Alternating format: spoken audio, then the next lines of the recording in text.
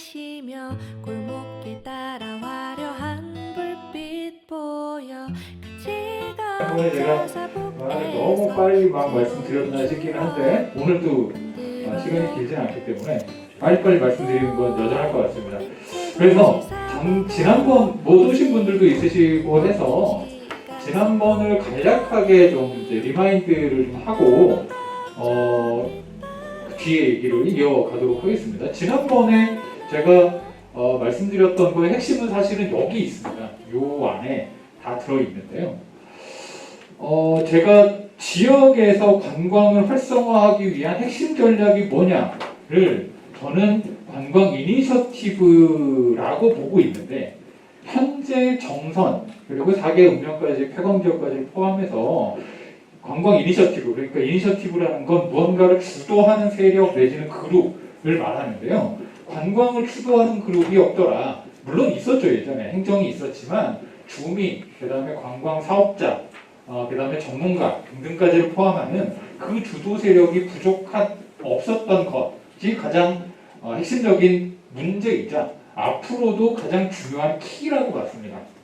그래서 저 약점이었던 저 부분을 우리가 만들어내면, 특히 주민 주도로, 그 다음에 지금 현재 지역에 대한 관심이 크게 증가하고 있고, 그 다음에 지역 관광 활성화를 위한 정부 정책들이 활발하게 만들어지고 있는 시점 등의 기회들을 활용해서 현재 정선이 가지고 있는 자연, 경관 자원들 플러스 근대 산업 유산을 가지고 있다는 다른 곳과 비교하기 힘든 매력 요소 등등 하고 연결해서 이런 것들을 개발을 해내서 저 이니셔티브를 통해서 그 결과적으로 이 대량 관광을 쇠퇴하고 그다음에 개별 관광이 확대되고 있는 시장, 그리고 관광이라는 것도 굉장히 빠른 속도로 스마트 관광으로 넘어가는 시장에 대응하는 전략 기반들이 만들어지겠다라고 좀 봤던 거였습니다. 그런 점에서 이걸 조금 단계별로 보자면 이 관광 이니셔티브를 만들어내고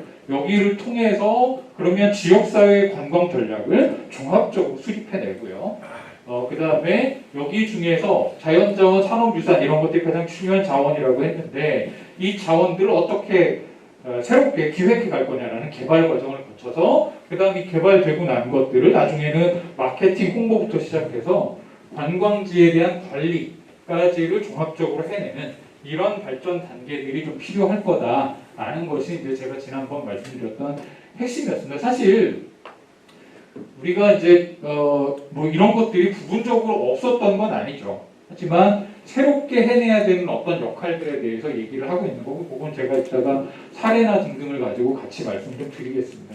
그 다음에 여기는 조금 뒷부분에 얘기가 없어서 좀 추가해서 말씀드리면, 최근에 관광에서 물론 이게 정선에서 얘기하면 언제 그런 시절이 오겠어 라고 얘기하실 수도 있으나 잘 되면 잘 될수록 굉장히 중요해지는 게 이 영역입니다. 이거는 관광업계에서는 오버 투어리즘 이렇게 얘기하고요. 다른 말로는 과잉 관광 이렇게도 얘기하는데요.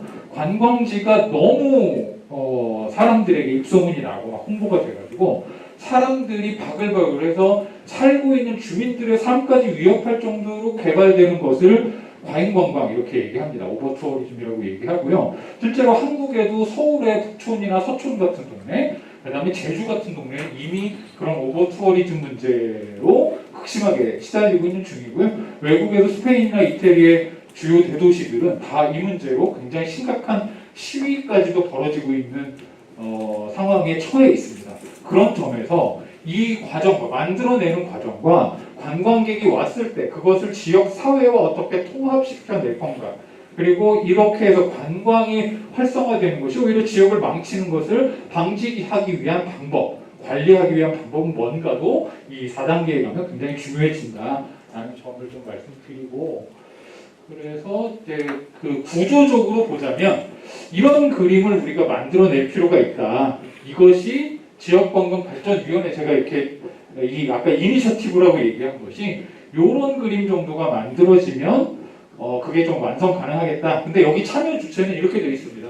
관광협의회. 근데 현재 정선에는 관광협의회가 없죠. 그래서 이걸 어떻게 만들어낼 거냐. 그 다음에 지역관광재단이라고 얘기했는데요. 이것도 현재 없죠. 없는데 이걸 만들어도 되고 안 만들어도 되는데, 이런 기능을 하는 관광을 민과 관 사이에서, 이걸 중간 지원 조직 이렇게 얘기하기도 하는데, 민과 관 사이에서 마케팅도 하고 실행을 할 조직 단위가 필요하다는 거고요.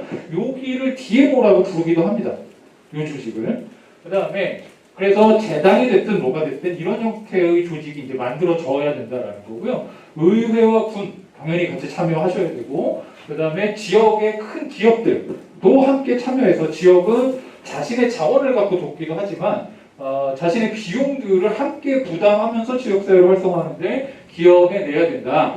이런 그림이 완성되었을 때, 만들어졌을 때 아까 말한 우리가 이니셔티브, 지역의 주도권 이렇게 얘기한 어떤 단위들이 만들어질 거고요. 그러면 여기가 이 정도 단위가 모여 있으면 어떤 게 가능해지겠어요?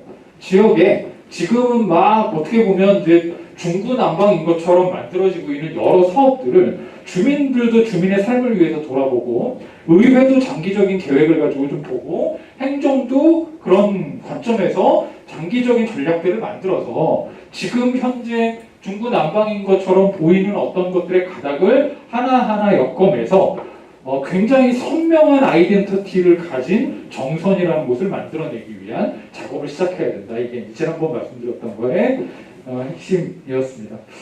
오늘은 여기에 이제 오늘은 이것에 덧붙여서 그러면 그런 방식들이 뭐냐를 좀 사례를 갖고 얘기를 해야, 그래야 좀 우리가 영감도 얻고 나중에 참고를 할 수도 있고 해서, 아마도 많은 분들이 잘 알고 계시는 내용이기도 하지만 사례부터 시작해서 몇 가지 말씀을 좀 드려보려고 합니다.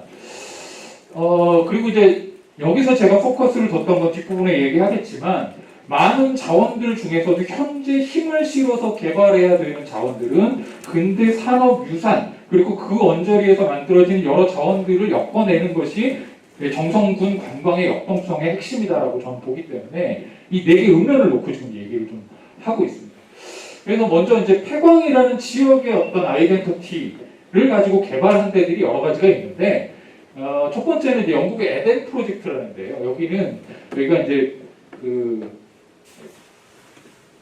고령토를 캐내던 곳인데요. 여기다가 뭘 만들었냐면 이제 식물원, 개경 온실을 만들어가지고 식물원을 만들었습니다. 그래서 그 결과 매년 100만 명 이상이 오고 그 파괴 효과가 3천억 정도 되는 규모를 만들었다고 해요. 그런데 여기가 지금은 이렇게 단장을 해서 이렇지만 예전에는 그냥 정말 땅 파내고 남은 흙구덩이였던 겁니다.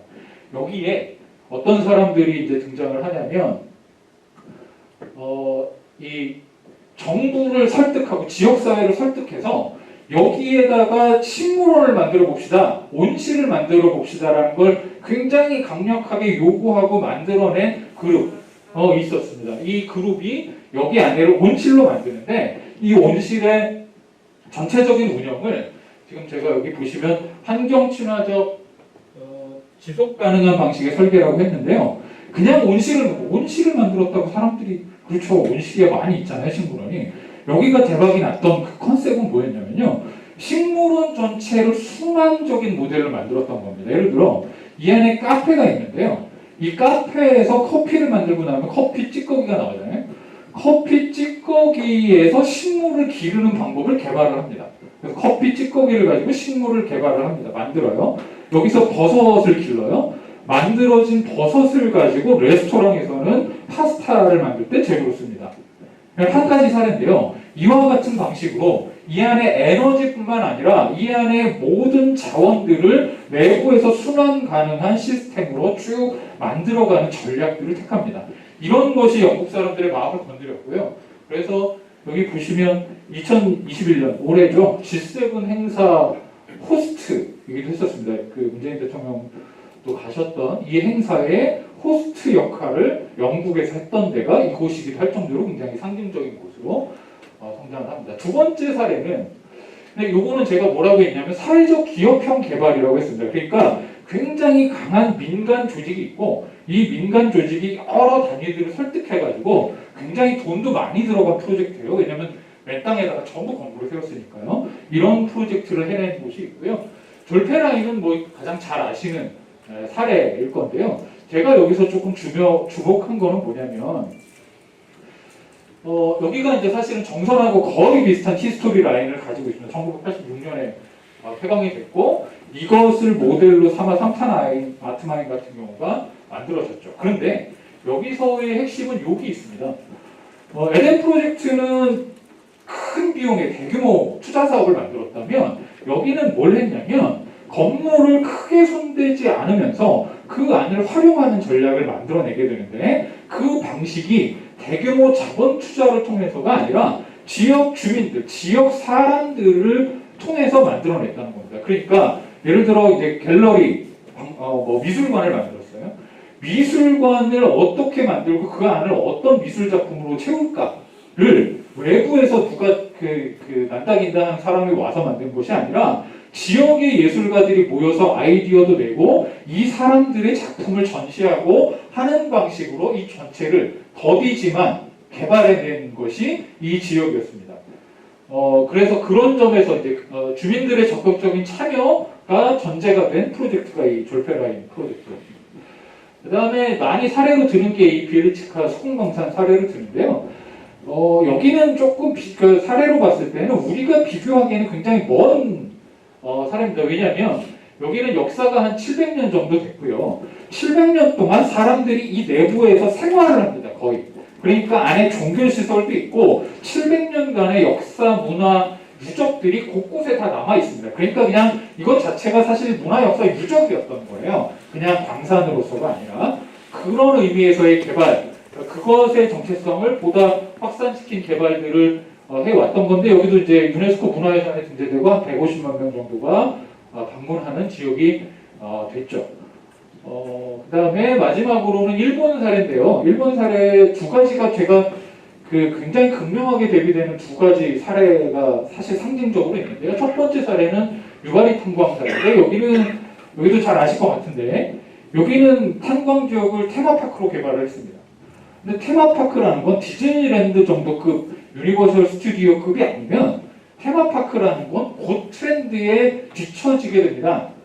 이 시설이라는 것도 그렇고요. 이걸 계속해서 개발하는 굉장히 큰 자본이 결합되지 않으면 이걸 유지하기가 굉장히 힘들어요. 그래서 만들었다가 대규모 투자를 해서 만들었다가 10년 후에는 사람들이 더 이상 찾지 않는 곳이 되어서 결국은 버려지게 되고 인구는 10분의 1로 급감하는 비극적인 상황이죠. 지역 입장에서는 비극적인 상황을 맞습니다. 근데 반면에 대비되어서 비교되는 사례가 뭐냐면 이쿠노 광산이라는 건데요. 여기는 98년부터 지역 주민 중심의 지역 재생을 시작합니다.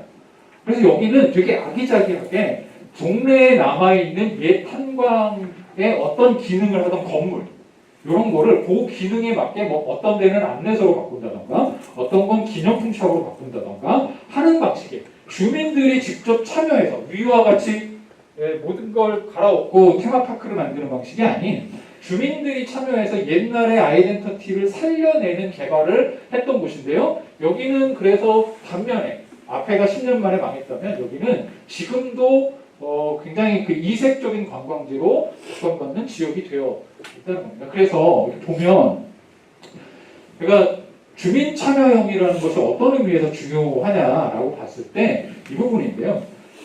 주민이 문제를 인식하고 그 다음에 다양한 방법을 제안하고 그런 것들을 통해서 주민 주도성이 발현이 되면 대안을 만들어내는 아이디어도 주민에게서 나오고 그 다음에 내외부 자원을 동원하는 힘도 결국은 주민에게서 나오더라. 그래서 문제 해결의 힘은 주민으로부터 나오고 그래야 지속 가능한 모델을 만들어낼 수 있다.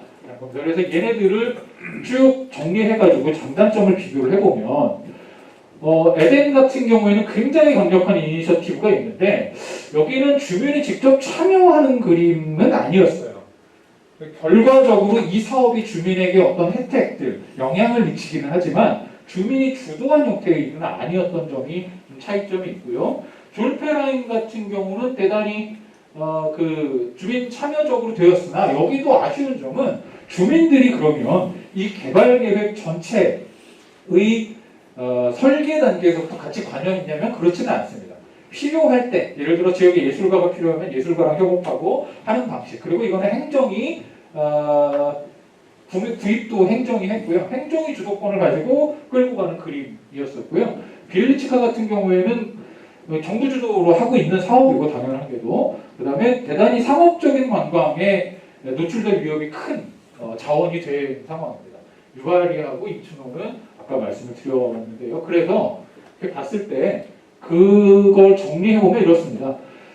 제가 이제 그 정선을 놓고서 생각을 했을 때 이 에덴 프로젝트를 진행했던 건 초기 주체들, 초기에 이것을 주도해간 주체들의 굉장히 강력한 이니셔티브가 필요하다라는 점에서는 이 에덴 프로젝트의 사례들을 좀 참고를 하고 졸페 라인에서는 이 그룹들이 만약에 주민들이라면 주민과 관이 물론 같이 하는 얘기는 얘기한 거지만 주민들이 결합함으로써 참여적으로 대단히 효율적으로 개발하는 방식의 아이디어들을 앞으로 개발해 내야 된다 이런 것들이 참고점이고 그 다음에 이치로 회사 같은 경우에는 주민주도 개발을 위한 조직 구조까지도 설립해서 만들어져서 운영이 되고 있습니다.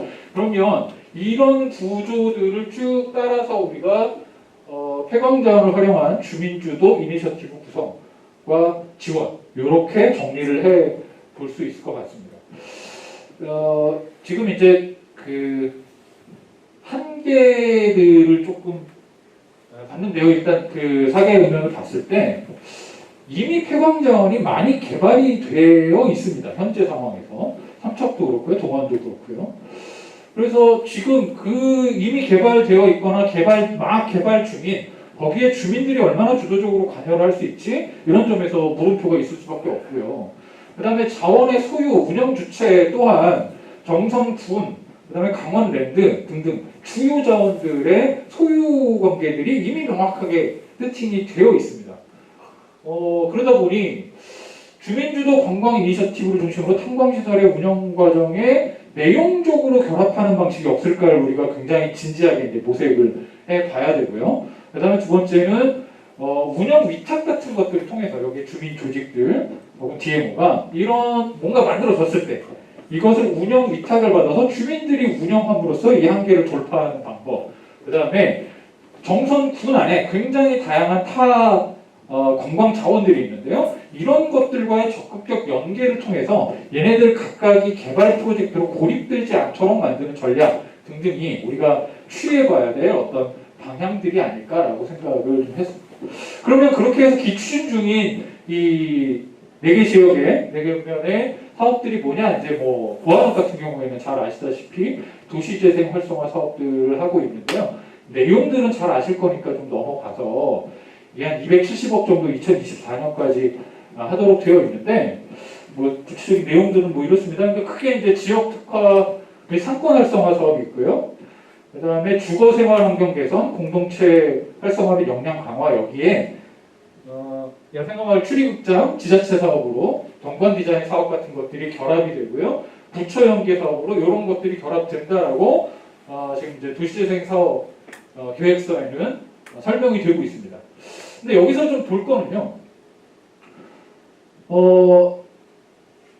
이 도시재생 사업이 만약에 이 사업들이 굉장히 제대로 된다면 레기온면 전체에서 이게 뭐가 될 거냐? 저는 이 마을호텔 18번가의 경험은 조금 작은 단위지만요. 정선군보다는 그리고 고안읍 전체를 하고 있는 것도 아니에요. 정말 고안읍 18리를 대상으로 한 거니까. 그런데 여기가 딱 진행되어 왔던 방식이 대단히 주민주도적인 주민의 이니셔티브를 통해서 만들어지게 됩니다. 아마 과정들은 잘 아실 거라고 생각이 되고요. 주민들이 모여서 처음에 아주 조그만 돈들을 가지고 누구는 입주를 해서 뭘 만들고 누구는 조금 리모델링해서 뭘 바꾸고 하던 것들이 모여서 지금에 이르렀던 것이잖아요. 이런 것들은 우리에게 굉장히 중요한 그러니까 이 정선이라는 곳이 가지고 있는 주민들의 힘, 역량들을 입증해준 굉장히 중요한 사례고 이런 것들이 굉장히 잘 되었을 때에는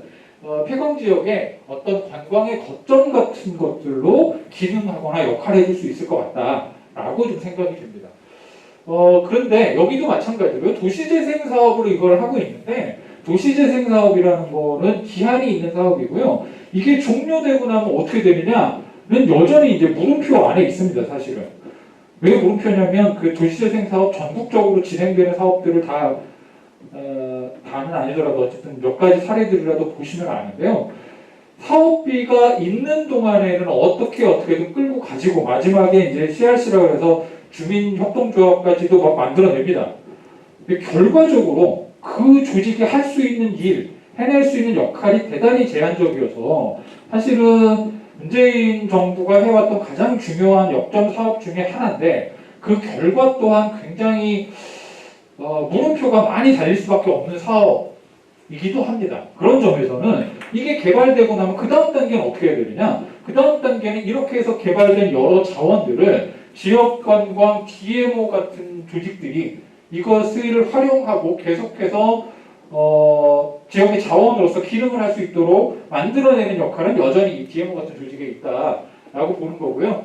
그리고 여기에 조금 이거는 이 고안 마을호텔의 문제가 아니라 조금 아쉬운 점은 제가 봤을 때 아쉬운 점은 이것과 그런 폐광 지역으로서의 특성들이나 아이덴티티는 아직까지는 명확하게 있을 필요도 별로 없고요, 사실은 이 마을호텔에. 그래서 그런 아이덴티티는 어떤 방식으로 다른 사업을 통해서 만들어낼 수 있느냐 이런 점들이 좀 고민인 사업들입니다. 그다음에 우탄고도 조성 사업은 이것도 잘 아실 것 같은데 총 173km 8박 9일 정도의 트레킹 코스가 만들어집니다. 근데 물론 트레킹 코스가요 전국적으로 지금 몇 개쯤 만들어져 있냐면요 1구간, 2구간 이렇게까지를 숫자로 해서 다 나타내면 3,000개 정도의 코스가 있습니다. 이미 전국 지자체에 3,000개 코스가 있는데 여기 몇 개 만들었다고 이게 무슨 대단한 자원이 될 거냐? 한편에선 그렇지만요. 운탄고도라는 지역적 특성이 가진 우리가 백두대간 트레일이 있지만 백두대간 트레일은 매우 험난합니다. 물론 여기도 쉽지는 않은 코스로 보이긴 하지만 어떻게 개발될지는 모르겠으나 쉽지 않은 코스이긴 하지만 산 위를 높은 지대를 트레킹하는 코스들은 사실상 거의 없습니다. 그런 점에서는 최근에 젊은 친구들이 많이 하고 있는 이제 익스트림 스포츠라고 하는데요. 저도 잘 이해는 안 가지만 트레킹 코스를 뛰어다니는 친구들이 있어요. 지리산 둘레길 같은 경우에도 지리산 둘레길 마라톤 같은 걸 합니다. 그래서 지리산 둘레길도 거의 다 산길이거든요. 여기를 뛰어서 막 하루 종일 뛰어가지고 어디서부터 어디까지 가고 그거를 한 2박 3일을 해요. 이걸 전 세계 대회도 하는데요. 그걸 뛰는 대회를 하는데 참가하는 참여자가 몇천 명씩 됩니다. 그러니까 이 운탄고도라는 이것이 가진 산악 지형으로서의 특성들은 어떻게 보면 지금 젊은 친구들이 운동, 트레킹 등등에 관심을 가지고 있는 그 관심의 연장선에서는 굉장히 중요한 자원일 수 있겠다. 그리고 유일하게 지역과 지역을 잇는 움직일 수 있는 길, 이동할 수 있는 길로서 기능할 거다라고 보고 있습니다. 그래서 보면 이 아까 이제 청정지역 트렌드 변화 등등에 매칭되는 굉장히 유력한 관광지의 후보가 될 거다라고 보여지고요. 그다음에 이 4개 읍면을 관통하는 뚜렷한 그 연매실마리가 사실은 없지만 이 길은 4개 읍면을 관통해서 지나가잖아요. 그러니까 이것은 이 남쪽 지역들을 연결할 수 있는 굉장히 중요한 실마리를 제공하게 될 거다라고 봤고 트레킹은 지역사회에 미치는 경제적 파급 효과가 굉장히 큽니다. 제주올레 같은 경우에 이제 설명을 하고 있는데 제주올레에 65만 명이 방문했는데 이때의 지역경제 파급 효과를 얼마 정도로 추정을 했는데 이건 이제 연구팀을 붙여서 연구를 하셨던 거예요. 얼마로 추정을 했냐면 약 497억 정도가 지역경제 파급 효과를 내고 있다는 겁니다. 왜냐하면 장기 트레킹이라는 건 그 지역에서 먹고 자고를 계속 해야 되는 활동입니다. 그러다 보니까 지역 사회에 미치는 파급 효과들이 굉장히 큰 일이기도 합니다. 따라서 이 운탄고도를 잘 활용하는 것만으로도 굉장히 중요한 역할들을 만들어낼 수 있겠고 그런 점에서 저는 이 표현을 굉장히 중요하게 생각하는데요. 앞으로는 우리가 다 이렇게 생각을 해야 하는데 만들어지는 시설들을 다 플랫폼이라고 생각하자라는 겁니다. 만들어지는 시설, 길을 무슨 플랫폼으로 생각하지? 제주올레 지금 이제 10몇 년째 운영을 하고 계시잖아요. 제주올레라는 사단법인의 지금 계획이 뭐냐면 제주올레라는 길을 플랫폼으로 만들자는 겁니다. 그럼 뭐냐면 제주올레라는 자원이 이미 만들어져 있고 이 자원들을 활용해서 누군가는 일을 하고 누군가는 창업을 하고 누군가는 먹고 살 수 있는 그 굉장히 공공적인 자원으로 활용하자라고 생각하는 거거든요. 그러니까 누군가는 여기서 이 길을 가지고 게임을 만들 수도 있고요. 누구는 가이드를 할 수도 있고요. 누군가는 식사나 음료나 아니면 숙박 같은 걸 만들어낼 수도 있는, 현실적으로 지금도 이미 하고 있는 그것들을 전면화해서 일종의 창업 플랫폼 같은 역할을 하면 좋겠다라는 구상이 있으신데요. 저는 여기도 그런 방식으로 우리가 사고를 해야 된다라고 보고 있습니다. 그 다음에 여기가 제가 이제 아마 지역에서 가장 관심 있게 보고 있는 사업이실 텐데, 동원탄좌를 지금 탄광 문화공원으로 만들어내고 있습니다. 여기 이제 이 지역 전체를 조성해내고 있죠. 조성해내고 있는 사실은 잘 알고 계신데, 여기를 좀 평가를 해보자면, 저는 이제 그 동원탄좌가 지금 폐광이라는 근대 문화유산이라는 관점에서 봤을 때는 가장 중요한 자원이라는 거에는 뭐 지역사회에 누구도 이견이 없으실 것 같아요. 그런데 이게 이제 강원랜드 땅이다 보니 기획 개발 과정에서 물론 의견도 수렴하고 이런 과정은 다 거치셨지만, 이게 지역에서 참여할 여지가 뭔가에 대해서는 지금 무언가를 하고 있는데 그게 뭐지? 지역 주민 입장에서는 현재 이제 이런 상태, 이거 앞으로도 이럴 것 같은 거라는 겁니다. 그래서 보면 현재 기획이나 개발 과정에 참여하기는 어렵더라도 나중에 이것을 더 디벨로핑하고 발전시키는 과정에서라도 주민들이 참여하면서 창업, 일자리 창출, 지역 정체성 확보의 그 무대로 활용할 수 있지 않을까라고 보는 거고요. 이럴 때에만 이 관광 효과가 극대화될 거다라고 보는 겁니다. 그리고 탄좌를 빼고 골말 같은 경우 이제 골말에서 작은 행사들을 여러 번 하기도 하셨던 걸로 알고 있는데, 이런 자원들 같은 경우는 훨씬 더 적극적으로 오히려 활용 계획들을 만들어내 볼 수 있지 않을까 이런 생각을 좀 하고 있습니다. 그런 점에서 보면 제가 이제 그 요거를 그 언급된 자원들과 기존의 자원들을 이 남쪽에 있는 여러 지역들을 놓고서 표로 좀 만들어봤어요. 이게 뭐냐면, 왼쪽은 매력도의 정도가 관광객들에게 어느 정도냐를 본 거고요. 이쪽은 낮음, 이쪽은 높음 이렇게 되어 있습니다. 이게 관계에 계신 분들한테 죄송한 표현이기도 한데, 그 다음에 위아래는 뭐냐면 탄광이라는 근대문화유산으로서의 정체성이 얼마나 높으냐, 낮으냐로 했습니다. 여기서 높으냐 낮으냐는 그냥 뭐 평가 내지는 뭐랄까요, 옳고 그름의 문제는 아닌 것 같고요. 그렇게 해서 얘네들을 좀 위치시켜보면 탄광문화공원 같은 경우에는 탄광의 정체성은 매우 높은데 현재 매력도로 보면은 글쎄요 이런 상황인 거죠. 그래서 얘를 이렇게 만들기 위한, 매력도를 높이기 위한 지금 1번 작업을 지금 하고 있는 거고요. 두 번째는 동일한 탄광으로서 이 아트마인, 3탄 아트마인이 있는데 3탄 아트마인은 객관적으로 봤을 때 매력도는 매우 낮습니다. 그리고 아쉽게도 탄광으로서의 자기 정체성이 얼마나 발현되고 있느냐, 또 중간 정도. 이거는 탄광임에도 불구하고 중간 정도라는 건 굉장히 좀 포지션으로 봤을 때 개선의 여지가 굉장히 큰 거라고 보고 있고요. 그럼 얘는 우리 관점에서 보면 동원탄좌와 마찬가지로 얘를 어떻게 저 위로 끌어올리지? 라는 고민을 해내야 되는 게 지역사회 고민이라고 생각을 하고요.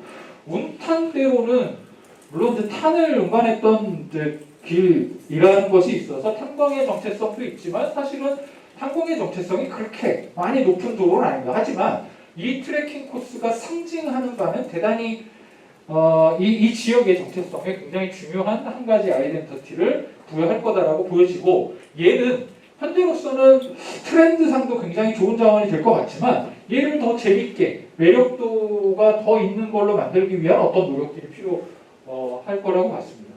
그 다음에 이쪽은 이제 그 탄광으로서의 정체성은 낮은 곳들인데, 예를 들어 정암사 탄광으로서의 정체성은 낮죠.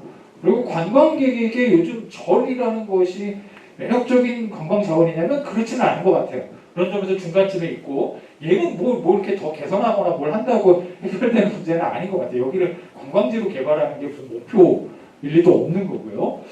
하이온 같은 경우는 해광 지역에 있기 때문에 그리고 설립 역사나 등등 때문에 역사성이 있지만 얘는 뭐 탄광 문화 자원들을 막 많이 가지고 있는 곳은 아니고 얘는 이제 서비스질을 높여가는 자기 노력이 있어야 되겠죠. 마을 호텔 같은 경우가 이 정도의 위치에 있는 것 같은데요. 탄광 지역에 있기 때문에 그 정체성의 일부를 가지고 있지만 탄광 지역으로서의 굉장히 그 극명한 특성들을 나타내냐 그렇진 않거든요. 얘는 그리고 얘를 막 저 위로 끌어올려가지고 탄광 정체성을 높인다 이것도 전략에 맞지 않죠. 다만 이것의 지역의 어떤 통합적 정체성에서는 약간 끌어올리고 서비스 수준을 높이는 일이 필요하다. 그리고 만항제나 민둥산 같은 자연자원들은 탄광으로서의 성격보다는 자연자원으로서 굉장히 큰 매력을 가지고 있는 자원들. 그래서 고안시장 같은 경우는 매력도도 현재로서는 낮고 그 다음에 탄광으로서 폐광지역의 정체성이 우리가 인위적으로 조성하긴 하였으나 정체성이 많이 부각되고 있는 것은 아닙니다. 여기가 그걸 막 할 이유도 없는 것 같아요. 그러면 얘도 질을 높이는 일. 그래서 결과적으로는 여기 보시면 여기 이제 이 그린색으로 이렇게 해놨는데 우리가 기존에 가지고 있는 그리고 앞으로 개발될 자원들은 어떻게 이쪽 영역에다가 옮겨 놓을 것인가 이것이 현재로서는 굉장히 중요한 지역의 관건들이 되지 않을까라고 보고 있습니다. 그래서 현재 보면 이렇게 보시면 아래쪽에는 굉장히 많은 자원들이 물론 이거보다 더 많은 자원이 있지만 아래쪽에는 많은 자원들이 있지만 사실 위쪽에 이 산업유산과 관련된 정체성을 가진 자원들이 많이 있느냐면 현재는 그렇지 않습니다. 그런 점에서 이 탄광 지역의 아이덴티티를 강하게 가지고 있는 자원은 소수고 그마저도 현재로서는 매력도가 낮은 상황이다. 그리고 탄광 정체성이 약한 관광자원들이 오히려 매력도가 높아서 관광객들이 오히려 이쪽으로 많이 오고 있는데 말하자면 만항제, 민둥산 같은 경우는 지금도 그냥 사람들이 많이 오고 있잖아요. 그래서 이런 것들을 이런 것이 하나는 자연 환경으로부터 하나는 주민 역량으로부터 시작된 자원들이 분포되어 있다라는 것이 현재 특성들인 것 같습니다. 그래서 보면은 아까 이제 이건 쭉 말씀드렸는데 한광문화공원은 어떻게 이 지역의 사랑과 문화가 어떻게 공간에 잘 스며들게 할 거냐가 핵심 관건이라고 좀 봤고요. 3탄 아트마인은 지금 이제 위탁하는 과정에서 좀 그 안쪽이 모호하고 좀 나쁘게 말하면 잡다한 정체성들이 막 이렇게 있어서 사람들이 이것을 탄광의 자원이나 유물이라고 읽기 굉장히 어려운 상황들이 있으니 얘네들을 조금 더 끌어올릴 방법들을 좀 고민해 봐야 된다는 거고요. 운탄대로는 이 산악지역의 경관까지가 결합되어서 앞으로 굉장히 가능성이 있는 자원이다라는 거고 18리 마을호텔은 이 지역 전체에서 가장 도드라진 매력을 가지고 있는데요. 여기를 어떻게 더 개발할 거냐 그리고 하이원 리조트, 구공탄 시장 등등 그래서 아까 이런 것들 앞에 제가 그림 말씀드리면서 말씀드린 내용들이 쭉 있습니다. 그래서 전체적으로 보면 이런 전략인 것 같아요. 크게 정선이라는 것의 아이덴티티를 복합화해서 풍부하게 만들어내자라는 관점에서 보자면 현재 정선의 아이덴티티가 이 정도로 비율로 이건 뭐 제가 무슨 논문 정도를 쓸 근거를 가지고 한 건 아니고요. 제가 느끼는 정선의 아이덴티티를 놓고 보면 탄광 아이덴티티가 굉장히 작은 부분이 이렇게 있고요. 그 다음에 마을이라는 것이 이제 드러나기 시작하는 단계. 지금도 정선 여행 관광을 치면 여러 마을의 이름들이 등장을 합니다. 이거는 이제 정선읍까지도 좀 포함을 해서요. 이런 것들은 상대적으로 그래도 잘 만들어져 가고 있는 중이고 자연 아이덴티티가 가장 중요한 부분들을 차지하고 있는데 이것의 비율을 아래와 같은 그림 정도로 바꿔내는 구성 이런 것이 지역의 아이덴티티를 복합화하는 중요한 방향이겠다라고 봤습니다. 그렇게 봤을 때 각각을 대표하는 자원들은 이런 것들이 존재하고 있구나라고 좀 볼 수 있는 것 같습니다.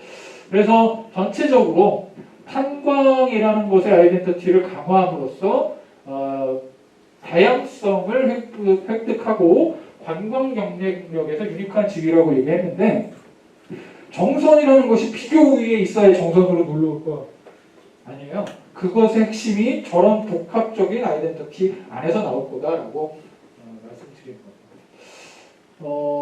그리고요, 세 번째로 이제 좀 과제로 좀 보는 건 주민주도 이니셔티브라고 얘기했는데 그러면 모든 주민들이 지금 다 준비가 되어 있느냐? 그렇진 않죠. 그리고 관광객을 맞는 전문가로서의 지역 주민의 역량 수준을 보면 굉장히 전문적이라고 보기는 현재로서는 어렵죠. 그런 점에서는 이 인적 역량 강화 전략이 굉장히 중요하다고 봤습니다. 그런 점에서 관광지 정체성이라는 것을 우리가 얘기할 때 두 가지 측면이 있는 것 같은데요. 하나는 문화유산, 우리가 오프라인에 존재하는 공간이나 실물로서의 유산 자원이 있고, 두 번째는 사람인 것 같습니다. 이 지역에 살고 있는 그 시대의 기억을 가지고 살고 계시는 플러스 그 후에 이곳에 태어나서 살고 있는 사람으로부터 이 지역의 정체성을 어떻게 끌어낼 거냐라는 것이 중요한 과제이기 때문에 이런 인적 역량 강화 작업들이 굉장히 중요하다라고 좀 봤습니다. 그 다음에 앞에가 이제 탄광과 관련된 거라면요. 복합적으로 만들어내는 것에서 자연자원을 활용하는 것도 한 차례 업그레이드를 좀 할 필요가 있는 것 같습니다. 현재까지는 뭘 하고 있냐면 사실은 경관자원들을 소비하는 정도를 하고 있는 것 같아요. 현재 관광객이 정선에 와서 하는 건 정선의 여러 경관자원들, 그거는 야생화 같은 것들까지 포함합니다. 억새풀이나 야생화까지 포함해서 경관자원들을 활용하고 있는 정도의 단계인데요. 이런 것들을 좀 더 트렌드에 맞게 개발할 방법들이 없나? 여기서 몇 가지 이제 지난번에도 말씀드렸었지만 몇 가지 우리가 좀 봤으면 좋겠다라고 제안 드리는 거, 그리고 다른 지역이 아직 하고 있지 않을 때 정선이 먼저 주도함으로써 이점을 획득할 만한 어떤 트렌드로서 캠핑 산업은 좀 주요하게 보자라는 제안인 겁니다. 이게 캠핑 산업 규모가 이게 통계치가 잘 안 나오는데요. 2020년까지 어쨌거나 4조 4천억 정도의 시장인데 매년 한 30% 이상 성장을 하고 있습니다. 매년 30%씩 성장한다는 거는 5년 정도 뒤가 되면은 한 3배 정도까지 성장한다는 얘기거든요. 지금도 이미 4조 규모인데 한 10몇 조 원 규모의 시장으로 성장할 것이 매우 매우 확실합니다. 그리고 캠핑 인구가 어느 정도까지 갔냐면 약 600만 명 정도 수준까지 갔습니다. 그러니까 엄청나게 커지고 있는 시장이고, 게다가 코로나 이후에 훨씬 더 활발하게 상업화되고 있는 시장입니다. 그런데 여기 문제가 어떤 문제들이 있냐면요. 이게 이제 몇 가지 기사의 타이틀들만 제가 뽑은 건데요. 명당 걷어찬 캠퍼들 강천섬을 이뤘다. 제가 지난번에도 강천섬 얘기 잠깐 했었는데 여주에 있는 강천섬인데요. 야영, 낚시 금지, 음주 난동 이런 걸 하고 나니 지역에서 막아버렸죠. 인천섬 쓰레기의 몸살, 무분별 캠핑, 대부도 방아머리 해변 취사 야영 막는다.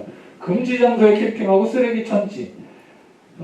그래서 이게 뭔 일이냐면 캠핑족들은 저렇게 늘어나고 있는데 캠핑족들이 갈 만한 곳들은 거꾸로 지역사회 문제를 일으키면서 하나하나 다치고 있어서 이분들이 음지를 떠돌고 있습니다. 공식화시키지 못하고 자기들끼리 아직 안 막힌 곳이 어디야 라는 정보들을 막 공유하면서 거기 지난주에 막혔어 를 공유하는 방식. 이게 이분들이 무슨 불법적인 일을 하는 것도 아니고 이분들은 그냥 여행을 하고 있는 것 뿐인데 이런 상황에 처해 있다는 거예요. 그래서 백패커스 플래닛이라는 친구들이 있는데요. 이 친구들은 뭘 하냐면 저 문제를 해결해야 돼라는 걸 비즈니스 아이템으로 가지고 옵니다. 그래서 마을에서 합법적이라기보다는 마을이 인정해 준 거죠. 마을이 인정해 주거나 개인이 사유지들을 인정해 주는 공간, 근데 그게 캠핑장은 아닌 공간들을 발굴해냅니다. 그리고 설득을 하죠. 그래서 거기에 사람들이 예약을 해서 가고 대신에 지역하고 상생할 수 있는 방법이 뭔지를 막 이렇게 설명을 해줍니다. 예를 들어 지역의 농산품은 어떻게 구매하면 되고 쓰레기 처리는 어떻게 하면 되고 이 비용으로 너가 예약 수수료 낸 얼마 중에 얼마는 지역으로 들어가 라는 것들을 쭉 문화로 정착시키는 작업들을 하고 있는 곳인데요. 그래서 이렇게 표현을 했는데 쫓아내고 규제하는 방식이 아니라 백패커들을 오히려 적극적으로 초대하는, 정선이라는 이 환경 안에서는 굉장히 중요한 매력 요소가 될 텐데요. 그런 점에서 이 정선에서 할 수 있는 일들을 적극적으로 고민해보는 작업인데, 이거는 이제 지금 이제 머릿속에 물음표들이 많이 뜨셨을 거예요. 저거 우리 지역이라고 이 문제가 안 생기나? 지금도 이미 난리 났는데, 특히 하천변 주변이나 뭐 이런 데들은 난리가 나서 그런 얘기들 이미 다 가지고 계시잖아요. 대신에 이렇게 하자는 겁니다. 이런 거죠. 지역 내에서 어떤 합의들이 필요해요. 예를 들어 정선은 너네들 반기니까 놀러와. 근데 이렇게 하려면 그냥 일부의 사람들이 이렇게 해가지고 막 시끄럽게 하거나 뭔가 문제가 생기면 안 되니 지역사회의 합의 도출 과정이 굉장히 중요합니다. 근데 이건 행정이 지시한다고 해서 되는 일도 당연히 아니고요. 의회가 할 수 있는 일도 아닙니다. 지역사회 안에 어떤 공론들이 만들어지고 합의되는 절차 혹은 모든 공간은 아니더라도 요 공간들은 이렇게 활용하도록 하자라는 합의가 없으면 이걸 못 해내거든요. 대신에 왔어. 그러면 우리가 제시한 이런 가이드라인들은 너네가 꼭 지켜줘야 돼. 그리고 지역을 개방하고 기본적인 시설 중에서 제공할 수 있는 것들은 제공을 해. 이걸 새로 만들자는 얘기가 아닙니다. 그러고 나서 대신에 너네가 지역에 왔으니까 지역에서 구매 가능한 것, 그거는 이제 상품과 서비스까지를 포함해서입니다. 이런 것들은 적극적으로 구매를 해줘. 어디에서 이런 것들을 구매할 수 있어. 이 그림을 연결시킨 모델. 이게 아까 백패커스 플래닛이 지역에서 하고 싶어하는 일이고요. 이런 것들이 가능하다면, 이런 구조가 가능해진다면 캠핑을 와서 쓰레기를 버리고 막 난잡하게 하지 않아. 잘 와서 놀고 먹는데 그 놀고 먹는 것들의 많은 걸 지역의 산물을 가지고 해. 그리고 지역에 와서 지역에 온 김에 이런저런 쇼핑도 하고 지역에서 제공하는 여러 관광 서비스들도 제공을 받아. 라는 것이 결합된 그림이 만들어질 수 있다면 이런 것들은 굉장히 중요한 아이디어가 될 수 있지 않을까라고 봤던 겁니다. 그래서 이걸 좀 기회로 활용하는, 그리고 이 기회가 뭐 트레일러는 아까 말했던 거, 그 다음에 액티비, 이런 엑스트림 스포츠까지를 좀 포함하면서 규모화시키면 중요한 방법 중에 하나가 되지 않을까라는 거고요. 지금 이제 아까 말씀드린 대로 네 번째로 좀 봤던 것이, 그러면 지역사회를 활성화하기 위한 방안, 지역사회 관광을 활성화하기 위한 방안들에 어떤 것들이 우리는 뭘 준비해야 되느냐의 측면에서 보면 이 로컬 투어 플레이어 이렇게 얘기했는데요. 지역에서 관광 관련된 비즈니스를 하는 모든 분들을 말씀드리는 겁니다. 현재 이런 사실은 지역에 보면 숙박 음식점을 하시는 분들 말고 지역에 그러면 정말 지역을 흥미롭게 재밌게 잘 여행할 수 있는 방법을 만들어내고 있는 지역의 플레이어들이 많냐면 사실은 그렇지 않습니다. 그러다 보니까 정서뿐만 아니라 이 두 번째 반복인데요. 여행자는 볼 것이 없다고 생각을 하고, 그 다음에 지역민은 관광객을 의미 없다고 판단하는 것에 악순환 안에 현재 놓여 있는 것 같습니다. 그래서 이런 것들을 개발하기 위한 다른 고민들을 해가야 되는데, 현재 이런 조직들이 아주 많은 것은 아니지만 주민사업체, 관광들의 주민사업체로 보면 전국에 한 500개 정도가 있는데요. 이 중에 한 100여 개 정도는 나름대로 자기 경쟁력을 가지고 활동하시는 곳들이 있습니다. 그 다음에 두 번째로 사회적 기업들에도 한 100여 개 정도의 관광 관련된 사업들을 전문적으로 하고 있는 조직들이 생겨나고 있습니다. 그런 점에서 이 조직들은 기본적으로 공정여행 등의 가치에 좀 공감하는 조직들이라고 볼 수 있을 것 같고요. 예, 그렇지만 여기가 다 겪고 있는 문제는 이 시장 확보를 하는 데 있어서는 여전히 굉장히 많은 한계점, 장애를 겪고 있다라는 겁니다. 그래서 이런 것들을 좀 발굴하고 육성하기 위한 전략도 지역에서는 함께 모색을 해야 되고, 그런 것들의 사례로 저희가 뭐 제주나 이런 데에서 하고 있는 여러 이제 과정들이 있다라는 거고요. 그 다음에 관리 단계로 가면은 각종 정보를 좀 DB화하고 서비스 매뉴얼도 만들고 리뷰나 평가 시스템 같은 것들을 만들어내는 것이 필요하겠다라고 봤습니다. 그 다음에 이 스마트 관광 기반 이렇게 얘기한 거는 뭐냐면요. 아까 이쪽 스왑 분석할 때 이건 맨 아래쪽에 있었던 건데요. 관광시장이 스마트 산업으로 쭉 넘어가고 있다라는 얘기들을 하는데 그렇다면 정선이라는 지역은 그것에 대해서 어떻게 준비해야 되지? 뭘 준비해야 되지? 이것을 저도 지금 당장 어떤 솔루션이 있는 건 아닙니다. 보통 스마트 투어리즘 하면 어플리케이션이나 이런 최첨단의 시스템들과 인공지능들을 가지고 관광을 어떻게 편리하게 할 수 있는지를 굉장히 테크니컬하게 풀어가는 것들을 주로 얘기하고 있지만 저는 조금 다른 의미에서의 이 시장 수요가 여전히 있을 거라고 보는데요. 그게 뭐냐면 이 부분을 조금 말씀드려야 될 것 같아요. 여행자 입장에서 우리가 스마트하게 관광을 접근한다라는 거에서 스마트하다라는 건 한편에서는 여러 기술들을 활용하는 거지만 한편에서는 여행자의 니즈를 가장 세분화해서 대응해 줄 수 있는 어떤 시스템을 말하기도 하는데요. 여행자는 뭐 때문에 힘들까를 이렇게 쭉 나열해 보면요. 첫 번째, 여행은 굉장히 많은 돈을 내는데요. 그 결과를 예측할 수가 없습니다.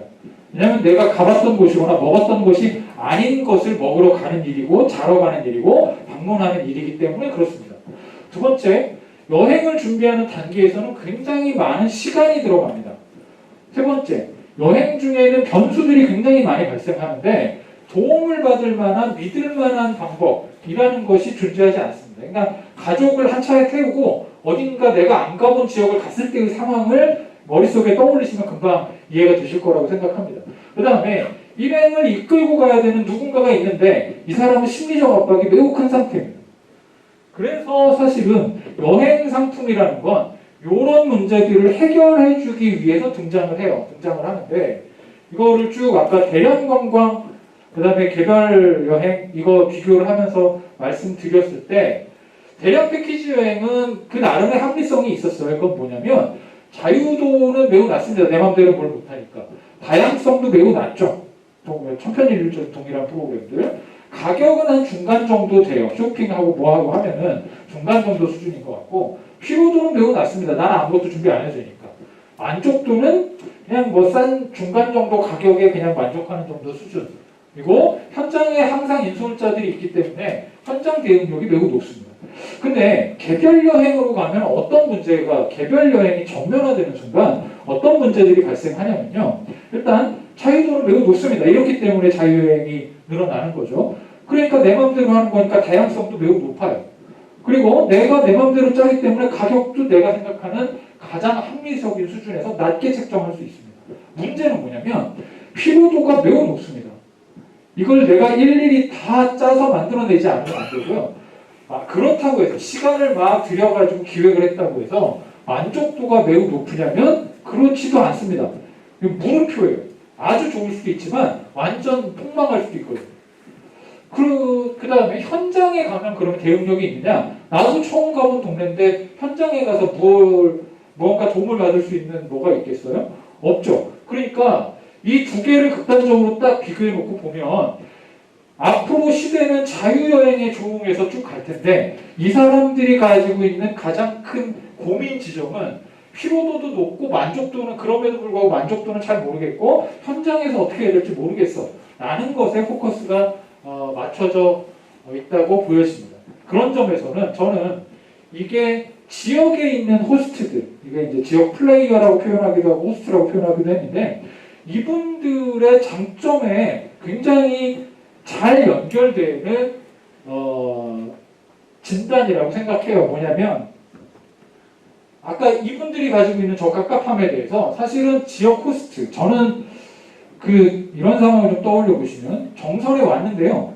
정선에 누가 오시면 여기 계신 분들 중에 아는 사람 누군가가 정선에 오면 뻔질나게 전화가 오시잖아요. 이 경험들을 다들 하시잖아요. 어디 가서 뭐 먹는 데니, 어디가 어떻다는데 괜찮니, 여기 가보려고 하는데 거기까지 얼마나 걸리니 등등등등등등 온갖 정보들을 요구하시죠. 그리고 그렇게 해서 정보를 받아서 가신 여행에 대해서는 대부분 만족하시는 경험들을 많이 하셨을 거예요. 그래서 나 다음에도 오면 네가 좀 알려줘. 그래서 이제 우리는 무료로 그 봉사를 친구들에게 하고 있는 거죠. 그런데요, 이 서비스, 이 일을 우리가 일로 만들 수 없을까? 이런 종류의 일을 서비스의 한 가지 종류로 만들어낼 수 없을까? 왜냐하면 우리는 지역에 살고 있다는 것 때문에 다른 지역에 사는 사람들 대비 굉장히 큰 강점들을 가지고 있는데 지역의 역사, 문화, 지리적인 지식들이 당연하게도 다른 지역 사람보다 훨씬 많죠. 그 다음에 지역사회 내 평판들, 이건 음식점, 뭐 숙소 등등 다 포함합니다. 이런 것들도 잘 듣고 있고요. 그 다음에 사람들이 갔다 왔을 때의 반응들도 우리가 다 알고 있습니다. 그 다음에 지역의 관행이나 습관, 정서 같은 것들도 다 가지고 있는 거죠. 아까 이 사람들이 가지고 있는, 자유여행자들이 가지고 있는 저 불안을 해소해 줄 수 있는 가장 중요한 사람은 이 사람들인데, 그렇다면 이 둘의 니즈와 이 둘의 장점을 잘 결합시킬 수 있는 굉장히 스마트한 기술적 솔루션을 만들어낸다면 이런 것들이 정선을 굉장히 다른 방식으로 여행할 수 있는 방법이 되지 않을까라고 봤고요. 예를 들자면 이런 겁니다. 예를 들자면 지역의 호스트들이 있고요. 그 다음에 자유여행자들이 있다면 얘네를 연결하는 플랫폼을 아까 우리가 말한 이니셔티브 혹은 뭐 DMO 같은 데에서 어플리케이션을 개발합니다. 그러면 이 지역에 있는 사람들은 이걸 통해서 이 연결된 사람들에게 아까와 같은 정보들을 돈을 받고 하는 서비스로 바꾸는 거죠. 대신에 이 사람들은 지역에 왔을 때 믿을 만한 사람으로부터 안정적인 정보를 공급받는 이런 형태의 도구를 스마트폰을 통해서 해내는 어떤 방식, 이런 솔루션들, 이거는 여러 군데에서 지금 고민 중이고 개발 중이고 기획 중인 아이디어 같은 것이기도 합니다. 이런 것들로의 전환을 지역에서는 좀 해볼 필요가 있다라는 거고요. 그 다음에 이런 것들이 되면 저는 조금 다른 단계를 보면 스마트하다라는 거, 스마트 전환이라는 게 저는 가장 중요한 장점 중에 하나는 뭐냐면 한국인뿐만 아니라 외국인들 모두에게 사용 가능한, 즉 언어와 관계없이 사용 가능한 솔루션으로 등장해버릴 수 있다는 겁니다. 왜냐하면 스마트폰에서 할 수 있다는 건 내가 누군가가 직접 가서, 예를 들어 베트남 손님이 왔는데 베트남 사람들이 여기를 여행해, 베트남 사람들을 가이드 해달래요. 그러면 이 사람들 영어도 안 되고 가이드를 어떻게 해? 가이드 할 사람이 없는데 너네 오지 마. 지금 현재 상황은 어느 지역에 가나 이런 상황입니다. 그런데 저 어플리케이션이 있으면 지역에 살고 있는 베트남 분들이 있으세요. 이분들이 굳이 막 모시러 어디 나갔다가 하루 종일 뭘 안 해도 된다면, 이주 여성들이 많이 있으시겠죠. 이주 여성들이 이런 역할들을 해줄 수 있다면 지금 이제 코로나 후에 한국이 그리고 아시아권이 다시 관광으로 열렸을 때 이 한류 열풍을 탄 굉장히 많은 관광객들이 왔을 때 이 사람들에게 언어로, 자기 나라 언어로 정선을 설명해 줄 수 있다면, 그러면 이게 꼭 내국인들을 위한 서비스뿐만 아니라 인바운드에 굉장히 중요한 솔루션으로 기능할 수 있겠다. 이런 전략들을 지역 차원에서 여러 가지로 기획해보자 라는 겁니다. 그 다음에 이제 마지막으로 빅데이터 활용, 지역 통계 산출 뭐 이렇게 얘기했는데요. 이 부분이 굉장히 중요한 게 뭐냐면요. 앞서는 자원들이 어떤 자원들이 있고 그 자원들을 개발하는 과정에서 추가로 우리가 지역에서는 고민해 볼 만한 아이템들은 어떤 것이 있고, 스마트 관광이라고 얘기할 때 지역에서 이걸 어떻게 접근해 가나 하는 거에 대한 몇 가지 아이디어들이었다면요. 이런 거는 DMO를 만드는 과정에서 굉장히 중요한데요. 일본 DMO를 보면 DMO의 역할 중에 가장 중요한 역할로 데이터 관리, 그러니까 여기 CRM이라고 표현했는데 이거는 고객 관리잖아요. 쉽게 그냥 얘기하면은 고객 관계 관리라고 번역은 되지만 이 사사야마시 노토 지역 같은 경우에 어떻게 하냐면요. 이 지역에 어떤 손님들이 오고 있는지, 그 다음에 이 사람들이 뭘 샀는지, 어디를 방문했는지를 굉장히 촘촘하게 데이터로 관리합니다.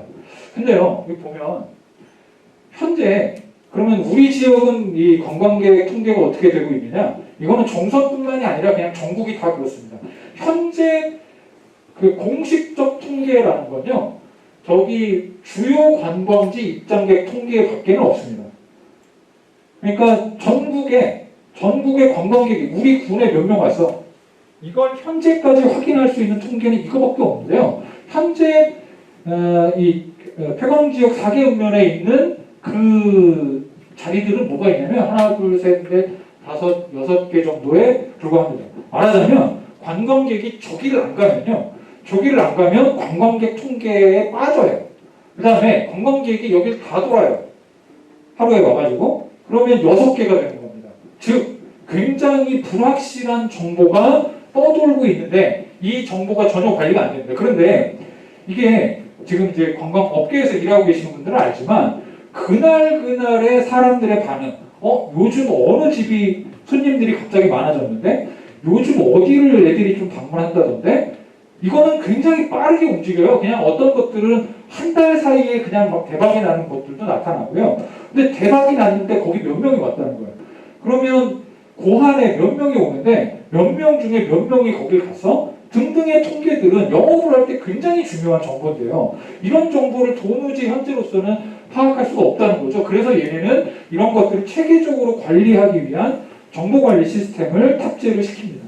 그래서 이게 되면 이거에 조금 한 가지 가능성으로 지금 등장하고 있는 건 강원도 관광재단에서요. 재단이 설립된 이후에 당연히 저 통계 굉장히 불안정하죠. 그러니까 어떻게 했냐면 KT 그러니까 전화로 사람들이 어디를 어떻게 움직이고 있는지의 데이터, 그 다음에 BC카드 결제 데이터, 그 다음에 마데리 같은 데에서 검색어 분석, 빅데이터 분석 같은 거죠. 이런 것들을 결합시켜서 강원도의 관광객이 어떤 방식으로 어떻게 오고 있는지에 대한 분석을 지금 시작을 했습니다. 작년부터. 그래서 요것의 조금 하위 버전, 예를 들어 정성군, 그 다음에 각 읍면, 단위에서 저런 것들의 통계를 뽑아내는 작업을 할 수 있다면 이거는 우리가 앞으로 관광객 대상의 마케팅 같은 걸 할 때 굉장히 중요한 요소가 될 거다 이렇게 보여집니다. 그래서 현재는 앞서에 이제 여러 기획과 아이디어들을 구조 안에서 해낸다면 그 다음 단계에서 중요한 거는 이런 것들의 데이터의 절대량을 높이고 의미 있는 통계를 만들어내서 마케팅 효과를 만들어내는 것. 그래서 그 연간 단위에 정기적인 지표 같은 것들을 뽑아가지고 조사를 할 필요가 있을 것 같습니다. 특히 여기 표현한 이게 있는데요. 관광 성과를 측정하는 지표의 경우 지역 합의를 거쳐 재구성할 필요가 있습니다. 이렇게 표현했는데 이것도 앞서 말씀드린 DMO 같은 단위, 지역 전체의 관광을 관리하는 전략적 단위가 있지 않으면 힘든데요. 왜냐하면 앞서 여기 그 주요 관광지 통계를 냈는데 이 통계의 맹점은요. 그나마 그것도 의미가 있죠. 맹점은 방문자 수를 세는 겁니다. 그런데 방문자 수가 지역사회에 어떤 영향을 미치나를 따져보면 가장 중요한 데이터는요. 오히려 이거겠죠. 우리 입장에서. 관광객이 와서 지역에서 얼마를 썼어. 가 훨씬 중요한 지표가 돼야 될 겁니다. 그래야 관광객이 와가지고 지역경제 파급 효과가 이래요. 라는 걸 분석해낼 수 있잖아요. 근데 그 데이터는 어디도 없어요. 그러니까 모든 지자체가 우리 뭐 몇백만 명 왔어. 우리 몇천만 명 왔어. 이걸 자기 자랑으로 하는데 몇천만 명이 온들 그 지역에서 돈을 하나도 쓰지 않으면 지역에는 쓰레기만 남는데요. 이 일들이 지역사회 전체에서 지금 전국적으로 벌어지고 있습니다. 그런 점에서는 우리가 이런 것들을 쭉 측정했을 때 관광 어떤 걸 가장 중요한 지표로 할 거냐. 그래서 예를 들어 관광객의 총 지출 이런 걸 막 추산해보고 정성군에 올해 관광객들이 한 1,000억쯤을 쓰고 갔어. 자 그러면 다음 내년의 목표는 이걸 1,500억으로 올리는 거예요. 와 같은 목표치를 만들고 성과를 측정하려면 이런 지표 같은 경우에도 새롭게 만들어지는 조직에서는 굉장히 중요하게 개발을 할 필요가 있다는 겁니다. 그리고 마지막으로 이런 것들이 만들어졌을 때 데이터는 데이터지만 현재 지역이 가지고 있는 여러 정보 자원들을 디지털화하고 이거를 생산, 유통, 관리하는 그래서 개별의 사람들이 블로그하고 유튜브하고 하는 방식이 아니라 지역 전체에서 만들어지는 수많은 컨텐츠들을 계획적으로 생산, 유통, 관리하는 체계를 만들어내는 것까지 이게 이제 우리가 DMO라는 걸 만들었을 때 혹은 지역의 어떤 주도 조직을 만들었을 때 해 가야 되는 일의 여러 종류들이 아닐까 이렇게 생각을 합니다. 네, 제가 너무 중구난방 여러 가지 얘기를 드린 것 같아서 죄송합니다. 혹시 궁금한 내용들이 있으시면 제가 이거는 여기까지는요. 어떤 의미에서는 그냥 저의 그리고 저희 회사의 고민의 결과입니다. 물론 제가 정선에 많은 시간을 왔다 갔다 하면서 본 것들이 있고 그 고민들이 누적되어 있는 것이긴 하나 이거는 그냥 저의 생각인 거고요. 이 다음 단계는 이런 아이디어를 가지고 그 다음 단계의 고민들은 이제 정말로 실행할 수 있는 현실성 있는 그리고 지역 주민이나 지역 행정들이 수용하고 함께 할 수 있는 의지를 모을 수 있는 걸 만들어내는 건 이제 이 다음 단계의 일이라고 생각이 듭니다. 그래서 이 의견이 뭐 이렇게 하자 뭐 이런 것이 아니라 그냥 지금부터 얘기를 시작한다라고 생각하고 얘기를 나누면 될 것 같고요. 오늘 얘기도 그냥 그런 관점에서 이건 맞았어, 저건 틀렸어 이런 거 말고 그냥 의견들을 계속 덧붙여 주시는 방식 그리고 저도 충분히 그런 부분에서 좀 설명드릴 것들은 설명드릴 수 있으면 좋겠습니다.